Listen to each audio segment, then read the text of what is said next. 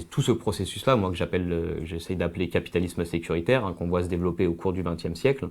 C'est-à-dire, entre les deux guerres mondiales se mettent en place des complexes militaro-industriels, c'est-à-dire des strates à l'intérieur de la bourgeoisie qui vivent de la guerre permanente. Et ce qui se passe en même temps, c'est que du côté des dominés, du côté des classes populaires, il y a de plus en plus de résistance, le mouvement ouvrier continue à s'organiser, des nouvelles formes de mouvements sociaux se mettent en place, des mouvements révolutionnaires, etc. C'est-à-dire que le contrôle de la population coûte de plus en plus cher. Et donc c'est à ce moment-là que va se faire cette rupture fondamentale qui traverse un peu tous mes travaux, la transformation du contrôle en marché. C'est-à-dire que le contrôle devient tellement coûteux pour les classes dominantes qu'on va tenter de le rendre rentable.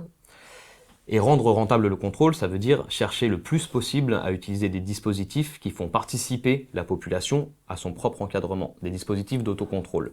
Et c'est ce processus-là qui fait que depuis le milieu du XXe siècle, on voit se généraliser dans les puissances occidentales des dispositifs contraires à l'autocontrôle, à suggérer par la peur, par la terrorisation, notamment bien entendu grâce aux médias et à la production de figures de l'ennemi intérieur, des manières de s'entre-surveiller, des manières d'accepter d'être surveillé par des systèmes de vidéosurveillance, mais aussi par l'État en général, des manières d'amener à ce que la population participe à son propre encadrement.